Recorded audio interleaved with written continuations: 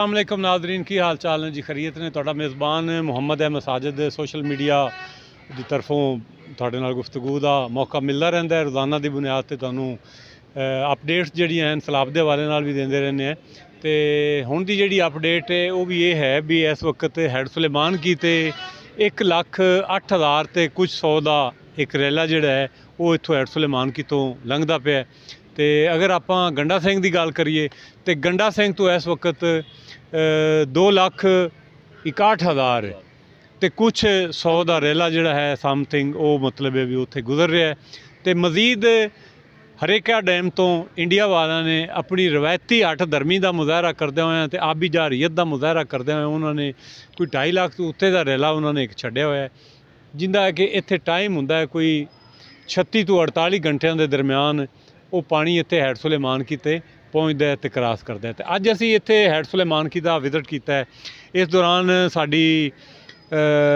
साडे मेज़बान सन इत्थों के मकामी साडे जिमीदार हैं मियाँ मोहम्मद आज़म वट्टू एडवोकेट, उन्होंने सानू जी आए नूं आख्या तो उन्होंने डेरे ते असीं गए। उन्होंने सानू अपने मशरूबे मशरक पंजाब की जिहड़ी मतलब साडा कल्चर है चाटी की लस्सी जिहड़ी कि बड़े अरसे बाद मिठी लस्सी सानू लभी तो वो असी पी के तबीयत जिहड़ी है साडी बाग बाग हो गई। उन्होंने नाल फिर असी मुख्तलिफ इलाके जिहड़े उन्होंने सानू विजिट करवाए। उन्होंने खसूसी दावत असी आए हुए सी, उन्होंने सानू इनवाइट किया सी कि साडे इलाके दे विच जिहड़ा है वो बहुत ज़्यादा मामलात जिहड़े हैं वो बने हुए हैं सैलाब दे नाल। फिर वो इलाके असी विजिट किए दरंगा मार्जिनल बंद के नाल उधर बड़े मतलब मिसहैफ सन बंद के हवाले नाल भी उत्थे फिर साडी मुलाकात जिहड़ी है मियाँ साहब दे नाल ही असी मतलब chief engineer irrigation Sahiwal zone Numan Baig साहब नाल मुलाकात हुई और एक्सीएन इरीगेशन हैड सुलेमान की हाफिज रियाज साहब नाल मुलाकात हुई। उन्होंने दो उत्थे साडे कोले सुपरटेंडिंग इंजीनियर आए हुए सन जिन्होंने एससी भी कहा जाता है, उन्होंने नाल भी गपशप है। उन्होंने मशीनरी जिहड़ी है वर्किंग कंडीशन में काम कर रही है और ज़िलाई गौरमेंट के विजन के मुताबिक पीएम पंजाब के विजन के मुताबिक जिहड़ा है उत्थे काम किया जा रहा है। तो साडे नाल इस वक्त मौजूद हैं मियाँ साहब, इन्हां नाल गलबात करांगे। मियाँ साहब सब तो पहले तो तुहाडा बहुत शुक्रिया भी तुसीं अज सारी दिहाड़ी साडे नां कर दित्ती तो अज हो सकता भी तुहानूं घरी ना वड़न देवन। नहीं कोई गल नहीं जी। बिस्मिल्लाह रहमान रहीम। सब तो पहले साजिद साहब मैं थोड़ा शुक्रिया अदा करना, ARY न्यूज़ का शुक्रिया अदा करना कि थोड़ा माशाल्लाह बड़ा एफिशिएंट काम है। तुसी हर हालात दे विच जिथे भी मुश्किलात पैदा होंदियां ने तुसी आदि जिहड़ी पेशावराना जिम्मेदारी है वो माशाल्लाह बखूबी निभाते हो। इस वास्ते तुहानूं मैं एप्रीशिएट करना जनाब। तुसा जिहड़ी सैलाब के हवाले नाल गल कीती है क्योंकि इंडिया ने जी हैवी फ्लडिंग दी है दरिया सतलुज दे विच, जिस कर दरिया सतलुज के मुहलिका जितने भी एरियाज़ हैं या अजला हैं उन्होंने शदीद तुगयानी का इस वक्त समान चल रहा जी। तो जिहड़ियां लोगों वास्ते मुश्किलात पैदा कर रहे जिवें को तुसा साडे मौजे दरंगे का गल की है, चूँकि असी वट्टू फैमिली नाल तलक रखने ठक्कर की फैमिली नाल जी।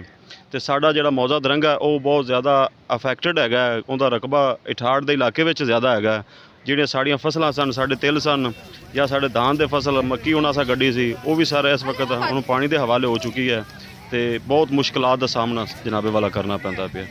तो बड़ियां हुण इत्थे मुश्किलात की है। ज़िलाई गौरमेंट जिहड़ी है उन्होंने इत्थे 10 कैंप लगा दिते इन्होंने रेस्क्यू वास्ते बोट्स उन्हां दियां कोई 30 कुछ चलदियां पियां ने।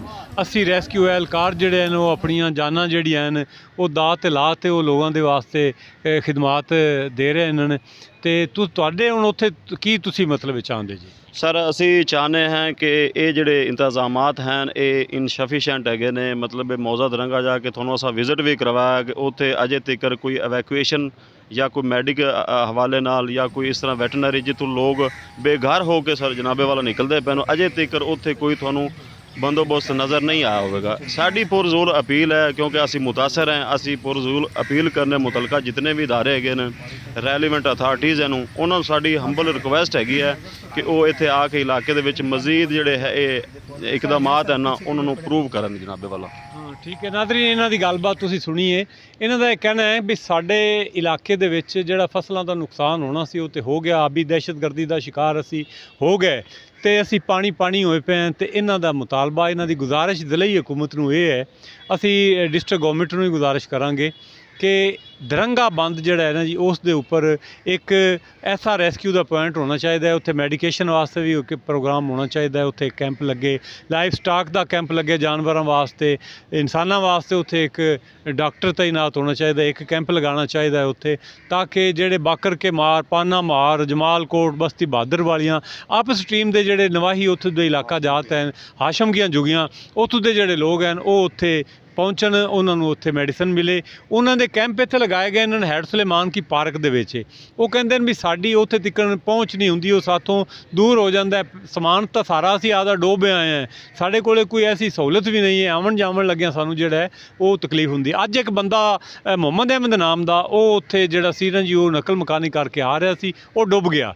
ਤੇ ਉੱਥੋਂ ਦਾ ਇੱਕ ਮੱਲਾ ਸੀ ਨੂਰ ਸੁਲਤਾਨ, ਉਹਨੇ ਉਹਨੂੰ ਕੋਸ਼ਿਸ਼ ਕਰਕੇ ਉਹਨੂੰ ਬਚਾਇਆ। ਅਸੀਂ ਉਹਨੂੰ ਵੀ ਸ਼ਾਬਾਸ਼ ਦੇਵਾਂਗੇ। ਤੇ ਰੈਸਕਿਊ ਦੀਆਂ ਟੀਮਾਂ ਜਿਹੜੀਆਂ ਉਹ ਬੜਾ ਅੱਛਾ ਕੰਮ ਕਰ ਰਹੀਆਂ। ਸਾਡੇ ਡੀਸੀ ਸਾਹਿਬ ਜਿਹੜੇ ਇਹਨਾਂ ਉਹ ਬੜਾ ਅੱਛਾ ਕੰਮ ਕਰ ਰਹੇ ਨੇ। ਤੇ ਨਾਜ਼ਰੀਨ ਨੇ ਪਰੇਸ਼ਾਨ ਹੋਣ ਦੀ ਜ਼ਰੂਰਤ ਕੋਈ ਨਹੀਂ।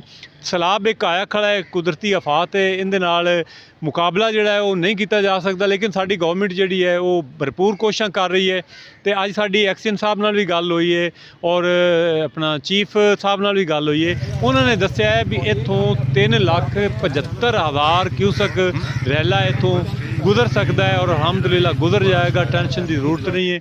ਉਹਨਾਂ ਦੀਆਂ ਮਸ਼ੀਨਰੀਆਂ, ਉਹਨਾਂ ਦੇ ਵਰਕਰ, ਉਹਨਾਂ ਦੀਆਂ ਟੀਮਾਂ ਜਿਹੜੀਆਂ ਉਹ 24/7 ਜਿਹੜਾ ਹੈ, ਮਤਲਬ ਦਿਨ ਰਾਤ ਉਹ ਲੱਗੇ ਖੜੇ ਨੇ, ਇੱਕ ਕੀਤੀ ਖੜੇ ਨੇ ਤੇ ਕੰਮ ਕਰਦੇ ਪਏ ਨੇ। ਅਸੀਂ ਇਰੀਗੇਸ਼ਨ ਵਾਲਿਆਂ ਨੂੰ ਸ਼ਾਬਾਸ਼ ਦੇਵਾਂਗੇ, ਰੈਸਕਿਊ ਵਾਲਿਆਂ ਨੂੰ ਵੀ ਸ਼ਾਬਾਸ਼ ਦੇਵਾਂਗੇ, ਤੇ ਨਾਲ ਹੀ ਅਸੀਂ ਰੈਸਕਿਊ ਇੰਚਾਰਜ ਜਿਹੜੇ ਹਨ ਜ਼ਫਰ ਸਾਹਿਬ, ਉਹਨਾਂ ਨੂੰ ਅਸੀਂ ਗੁਜ਼ਾਰਿਸ਼ ਕਰਾਂਗੇ ਕਿ ਆਜ਼ਮ ਭੱਟੂ ਸਾਹਿਬ ਵਾਸਤੇ ਜਿਹੜਾ ਹੈ ਨਾ ਜੀ, ਇਹਨਾਂ ਦੇ ਇਲਾਕੇ ਦੀ ਬਿਹਤਰੀਨ ਔਰ ਜਾਇਜ਼ ਮਫਾਦ ਵਾਸਤੇ, ਉੱਥੋਂ ਵਾਸਤੇ ਇੱਕ ਸਾਨੂੰ ਰੈਸਕਿਊ ਕੈਂਪ ਜਿਹੜਾ ਹੈ ਉਹ ਸਾਨੂੰ ਜ਼ਰੂਰ ਚਾਹੀਦਾ ਹੈ।